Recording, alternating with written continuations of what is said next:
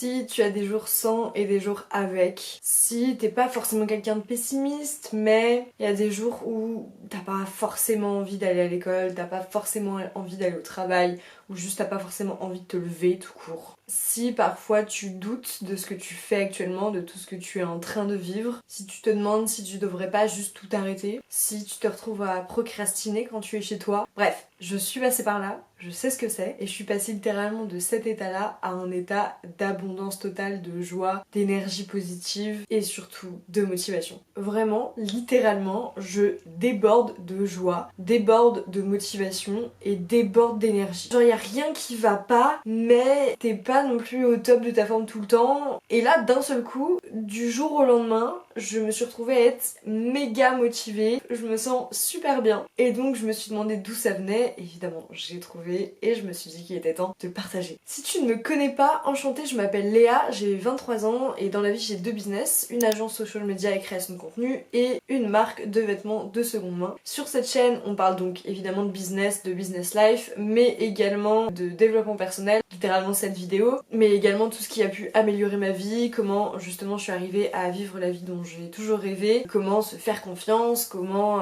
s'emmener solo en date et assumer, bref, bienvenue sur ma chaîne. Ok, entrons dans le vif du sujet parce que j'ai extrêmement hâte de partager ça. Comment est-ce que je suis passée de ce petit personnage moody à ce personnage qui déborde d'énergie et qui ne sait plus quoi en faire? Cet été, je me suis motivée du jour au lendemain à revoir un peu mes objectifs, mais surtout mes objectifs de vie, j'aime les appeler. Donc c'est des objectifs beaucoup plus larges que ce que je peux réaliser en un petit court instant. C'est beaucoup plus large que seulement créer mon business, c'est beaucoup plus large que lancer ma première collection, voilà. C'est un peu ce qui me drive au quotidien. Et j'ai voulu mettre ça à plat, un peu de manière innocente, et je me suis retrouvée à en fait définir tout ça de manière hyper claire, hyper détaillée, et à les illustrer avec des images, J'ai vraiment fait comme un plan d'action, comme quand je manifeste. Si tu veux en savoir un peu plus, je te mets les vidéos qui parlent de ces sujets-là juste ici. Puis dès le lendemain, je me suis mis à visualiser mes journées type une fois que j'avais ces objectifs-là d'atteint. Donc chaque matin, je me réveillais et tout innocemment, je projetais ma journée idéale dans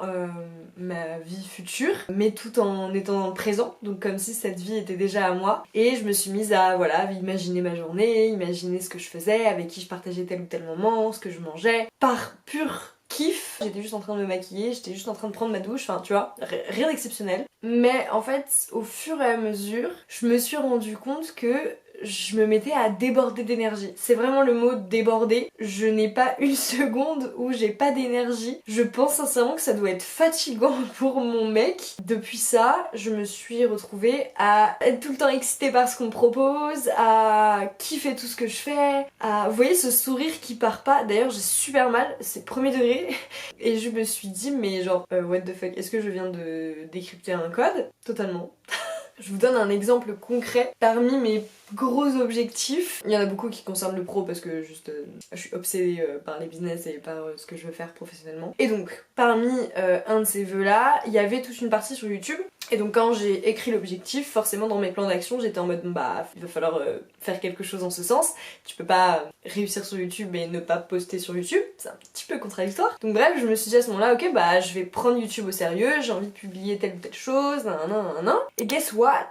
Dès le lendemain, j'ai eu une énergie folle pour me mettre à créer 30 vidéos pour 30 jours. Parce qu'on est littéralement en train de vivre, vous et moi, sur septembre, sur le mois de septembre. Et bref, c'est parti de là en fait. Cette énergie a drivé du jour au lendemain cette idée de reprendre encore une fois le concept de 30 vidéos par jour, de faire des concepts vraiment détaillés, pas des vlogs, de faire telle ou telle vidéo. Bref, genre tout s'est aligné au moment où j'ai décidé que ça faisait partie de mon objectif de vie et que ça faisait partie des choses qui me motivaient quotidiennement. Alors, qu'est-ce que ça signifie concrètement? Je sais pas si tu l'as compris, mais ça veut simplement dire que j'ai trouvé ma motivation ultime. J'ai trouvé mon grand pourquoi. C'est-à-dire pourquoi est-ce que je fais tout ce que je fais actuellement. J'ai trouvé mon objectif final. Alors, il a pas besoin d'être gros, il a pas besoin d'être le goal ultime, il a pas besoin d'être exceptionnel, il a pas besoin d'être impressionnant aux yeux des autres, parce que c'est très personnel. Néanmoins, il a besoin de venir du plus profond de toi, et il a besoin d'être hyper sincère, hyper honnête. Parce que de toute façon, tant que tu n'as pas trouvé ton vrai moteur quotidien, il te manquera toujours un petit truc.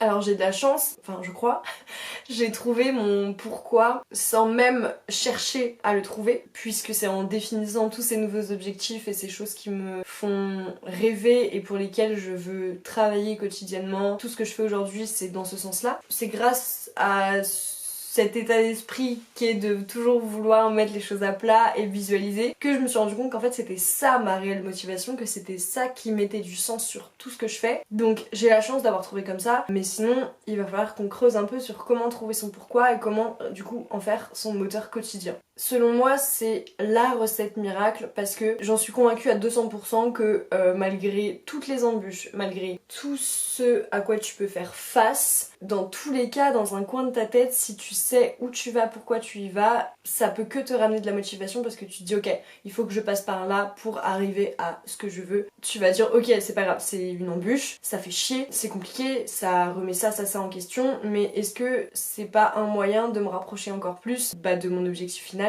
Dis-toi que chaque chose te rapproche forcément de ton objectif si tu fais les actions qu'il faut et qui sont surtout cohérentes avec toi-même. J'en suis convaincue à 200% que c'est juste pour te driver vers ton pourquoi final qui est juste magnifique. Donc bref, comment on fait pour trouver son pourquoi? Alors tu peux déjà te demander tout simplement pourquoi est-ce que tu fais ce que tu fais actuellement. Donc si tu es aux études, si tu as un travail, si tu as arrêté les études, si bref. Essaye, une fois que tu as ta réponse, de creuser au maximum. Par exemple, pourquoi est-ce que tu es en études de communication pour être community manager? Ok, pourquoi est-ce que tu veux être community manager? Pour être à mon compte. Ok, pourquoi? Parce que tu veux profiter de tes proches. Ok, pourquoi? Tu vois, au fur et à mesure, il faut que tu trouves le vrai truc. C'est pas être community manager qui te drive tous les jours, pas du tout. Parce que être community manager ou être médecin ou être peu importe, c'est pas assez puissant, c'est pas assez personnel. Toute personne qui veut être médecin pourrait dire je fais ce que je fais actuellement pour être médecin. Mais pourquoi est-ce que tu veux être médecin? Et à cette même réponse, pourquoi? Tu vois, tu continues. Tu peux également te demander pourquoi est-ce que ce que tu fais actuellement est important pour toi, ou pourquoi tel objectif est important pour toi, genre obtenir ton diplôme, pourquoi est-ce que c'est important, avoir 5 ans d'ancienneté dans une boîte, pourquoi est-ce que c'est important pour toi. Tu peux te demander qu'est-ce que ça signifie pour toi, ce que tu es en train de faire actuellement, ou l'objectif pour lequel tu fais les choses actuellement. Pourquoi est-ce que ça a du sens pour toi? En quoi ça t'affecte positivement ici, en quoi ça te fait du bien chaque jour. L'idée, faut toujours se souvenir que tu vas te poser des questions de manière à trouver ton moteur. Sans ça, ça n'avance pas ou ça n'avance pas bien. C'est le moteur qui va t'apporter suffisamment de puissance pour te donner envie tous les jours qui existent de te lever, de faire les choses, d'aller travailler, d'étudier, qui va te donner toute la motivation nécessaire pour tout ce que tu as à faire. Dans mon cas, mon pourquoi, c'est un objectif de vie final. C'est un peu tout un mode de vie que je vois. Donc ça veut dire que chaque matin, je me visualise dedans et forcément je suis que motivée parce que je me dis que chaque action que je vais faire aujourd'hui va forcément me rapprocher de cet objectif-là parce que juste je me suis mis en action. Tu adaptes ça à tout type d'objectif, tout type de pourquoi. L'idée c'est de penser au sentiment que tu ressens quand tu te visualises. Il y a quelque chose qui est quand même très important dans tout ce process, c'est l'état d'esprit.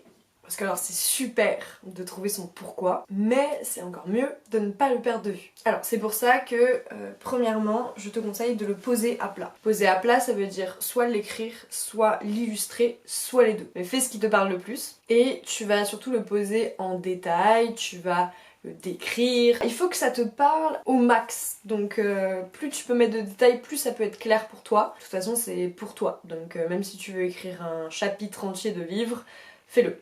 Deuxième étape selon moi, c'est de te faire une routine quotidienne. Il n'y a pas un jour où tu loupes, ok? Où tu vas te visualiser, comme je dis depuis le début de cette vidéo, dans ton pourquoi. Et tu vas le faire chaque matin. Parce qu'en fait, le matin, si c'est une de tes premières pensées, si c'est quand tu te prépares, si c'est quand tu bois ton café, blablabla, ça va être une des premières choses qui vient à ton cerveau et ça veut dire que c'est quelque chose que tu penses avant même de te mettre en action, avant même d'être au travail, dans tes études, peu importe. Ça veut dire que tu vas mettre la dose de motivation dont tu as besoin pour toute ta journée, pour toutes tes actions qui vont suivre. Troisièmement, il faut absolument toujours avoir confiance en son destin, en Dieu, en l'univers, en tout ce que tu veux, tout ce que tu crois. En tout cas, garde confiance, c'est primordial dans ton état d'esprit parce que si tu as ton grand pourquoi, que ça te motive mais que d'un seul coup tu te dis ouais de toute façon je pourrais jamais l'atteindre, de toute façon c'est trop bien pour moi, je sais pas quoi, bah ça sert à rien, tu vas perdre toute la motivation et en plus tu vas très mal te parler et ça va faire que descendre en énergie,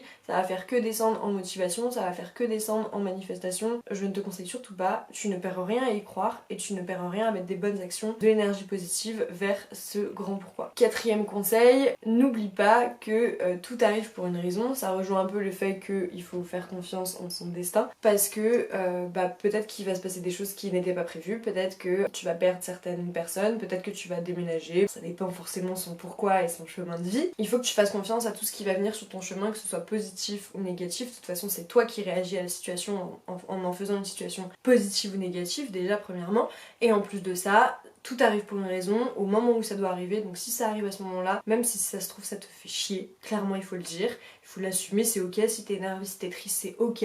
Néanmoins, si c'est là, c'est que c'est pour une raison, tu as demandé à ce qu'on te rapproche de ton pourquoi et tu as mis des actions en place, et bah peut-être que ça fait partie du lot aussi, ça fait partie du process, et il faut que tu passes par là pour au fur et à mesure te rapprocher encore plus du grand pourquoi et de tout ce que tu veux faire dans ta vie. Quand je dis grand pourquoi, je trouve que ça sonne comme gourou sectaire, pas fan. Cinquième conseil et le dernier sur la partie état d'esprit, n'oublie pas de vivre dans le moment présent. C'est très important pour moi de le souligner parce que je parle beaucoup de visualisation, je parle beaucoup de projection, de s'imaginer, de blablabla, mais tout ça c'est le futur et ce futur ne peut pas arriver si tu n'es pas dans le moment présent. Donc c'est très important effectivement de se visualiser, de savoir où on va, mais c'est d'autant plus important de savoir vivre le moment présent parce que les actions que tu mets en place pour ce futur c'est maintenant, c'est pas demain, c'est maintenant et il faut que tu les vives à fond, il faut que tu profites de ton expérience, toutes les actions que tu veux mettre en place, tout ce qui fait sens pour toi, toutes les expériences de joie, d'abondance, de motivation qui peuvent venir à toi chaque jour, n'oublie pas de les vivre à fond. Qu'est-ce que serait une vidéo sur la motivation quotidienne si on ne parlait pas des coups de mou? Non, je ne suis pas magicienne et oui, il y a des coups de mou, je pense que tout le monde en a. Déjà rien que parce qu'il se passe des choses dans nos vies qu'on ne contrôle pas et qui peuvent nous affecter, mais aussi parce que on a des jours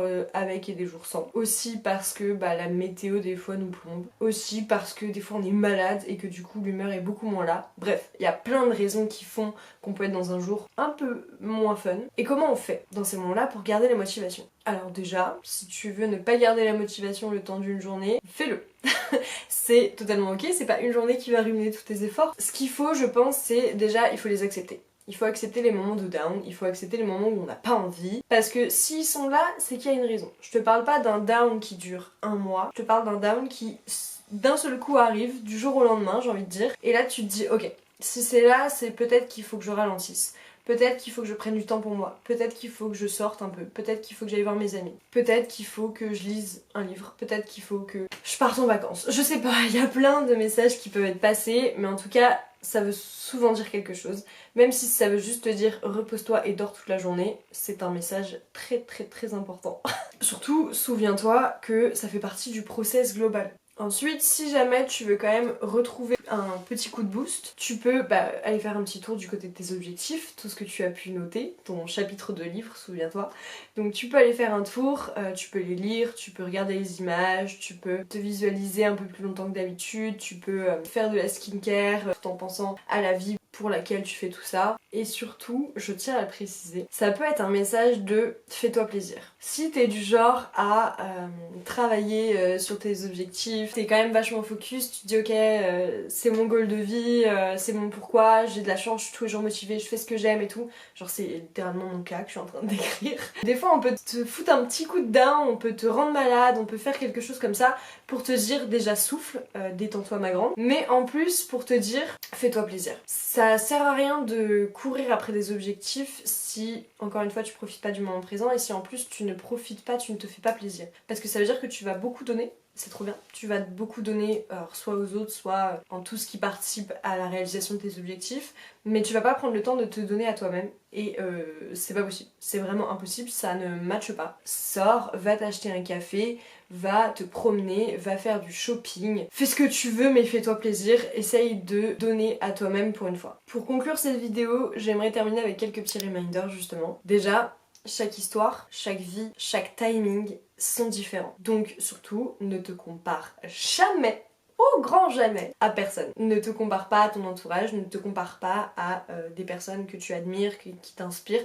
Ça ne sert à rien parce que déjà vous n'avez pas vécu la même chose dans votre passé, mais en plus vous n'êtes pas au même stade, vous n'êtes pas faites pour être au même stade. Ça ne sert à rien de se comparer, que ce soit physiquement, mentalement, dans les chemins de vie, tout ce que tu veux, ça ne t'apporte rien parce que vous êtes trop différentes, donc il n'y a rien à comparer. Autre chose, ne te compare pas à toi-même. Je l'ai fait pendant très longtemps en mode punaise, à cette époque-là, j'étais comme ça, j'aimais bien ça, je faisais ça, j'avais telle abondance, bref, je comparais à des versions de moi-même qui, en fait, ne sont plus là. Ça sert à rien que je me compare à moi-même parce que je cours vers un passé, ça n'a aucun sens. Donc en fait, quoi qu'il, la comparaison, c'est pour moi malsain. Ça ne sert à rien puisque si je ne suis plus dans cet état-là, c'est qu'il y a une raison. Et si je veux y revenir, c'est pas je veux revenir à comment j'étais en telle année ou comment j'étais quand j'habitais là. Ça veut dire, ok, je me sens bien quand je suis seule, je me sens bien quand j'habite seule, je me sens bien quand je fais du sport tous les jours. J'avance vers un nouvel objectif qui, dans tous les cas, participe à mon bien-être. Deux derniers petits reminders, et après je vous laisse aller poser vos objectifs. Il faut, dans ce process, selon moi, accepter le tri naturel, entre guillemets, même si ça découle de plein d'actions. Mais le tri naturel des habitudes de vie, de ton entourage, de tes partenaires, de ta famille peut-être, des villes où tu habites. Bref, il y a beaucoup de choses qui peuvent changer, ton contexte entier même peut changer. Et il faut l'accepter parce que si ça se passe, encore une fois, c'est qu'il y a une raison. Et donc dernier reminder, et pas des moindres, n'oublie jamais de vivre pleinement, de kiffer ta vie. Sois dans le lâcher prise. N'oublie pas que c'est toi qui décides de ce que tu fais, de ton passage sur Terre. Point final. Bon, j'espère sincèrement que ça vous a aidé. Si vous avez des questions, n'hésitez surtout pas à les mettre en commentaire. Je me ferai un plaisir de vous répondre. Et puis je vous dis à demain, parce qu'au mois de septembre, il y a une vidéo tous les jours à 7h du matin. Abonnez-vous si vous en voulez plus. Et à demain. Bisous.